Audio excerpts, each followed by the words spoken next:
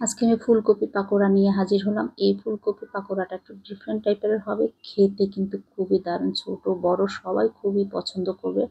আসেন আমি এটা কিভাবে তৈরি করেছি, আর সাথে যদি সস হয় তাহলে তো আর কথাই নাই। প্রথমে আমি একটা পাত্রের মধ্যে পানির মধ্যে লবণ দিয়ে দিলাম। পানিটা অবশ্যই কিন্তু ফুটে আসতে হবে। তারপর আমি ফুলকপি এরকম ছোট ছোট করে কেটে তারপরে কিন্তু আমি এটা সিদ্ধ করে নিলাম।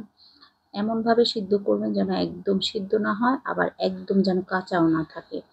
তারপরে এভাবে পানির থেকে তুলে নিতে হবে।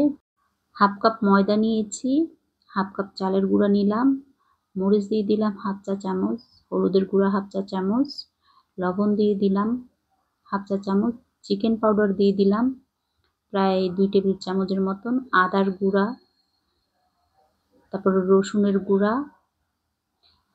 আপনারা চাইলে কিন্তু এখানে আদা রসুন পেস্টও দিতে পারেন। তারপরে দিয়ে দিলাম আমি এখানে একটু ধনিয়ার গুঁড়া, দিয়ে ভালো করে এটাকে মিক্স করে নিব। আমি এই মিশ্রণটা দিয়েই কিন্তু পাকোড়াটা ভাজবো। তারপর অল্প পরিমাণ আগে পানি দিবেন, একসাথে পানি দিবেন না, তাহলে কিন্তু পাতলা হয়ে যাবে। এটা অল্প অল্প দিবেন, আর আপনার থেকে বুঝে নিতে হবে যে কত পানি লাগবে। এটা বেশি পাতলাও হবে না, আবার এটা কিন্তু বেশি ঘনও হবে না। তারপরে কিন্তু এরকম অল্প অল্প করে তারপরে আপনারা নেবেন। এখন যদি একসাথে পানিটা দিয়ে দেন তাহলে পাতলা হয়ে যাবে, এরকম ঘন থাকবে, যেহেতু চালের গুঁড়ি দেওয়া এখানে, সেক্ষেত্রে কিন্তু একটু ঘন হয়ে যাবে। এখন সিদ্ধ করা সেই ফুলকপিটা দিয়ে দিব, দিয়ে কিন্তু এখন মিক্স করে নিব।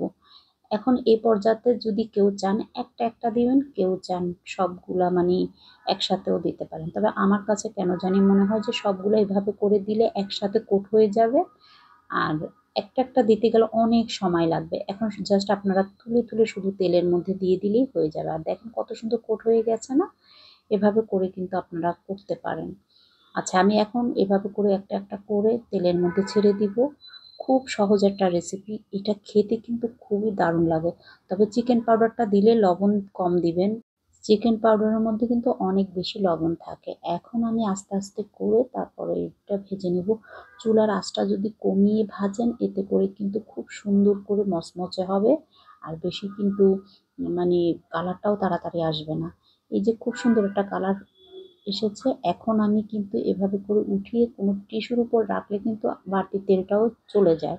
যেহেতু আমি এটা এখন আপনাদের সাথে সার্ভ করবো, সেই জন্য আমি এখন একসাথে নিয়ে নিলাম। এখন এটা আপনারা সসের সাথে কিন্তু খেতে খুবই ভালো লাগে।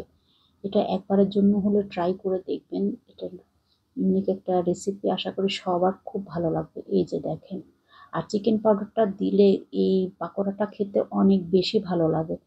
ভালো লাগলে অবশ্যই ভিডিওগুলো বেশি বেশি শেয়ার করে দিবেন, আর সবাইকে দেখার সুযোগ করে দিবেন।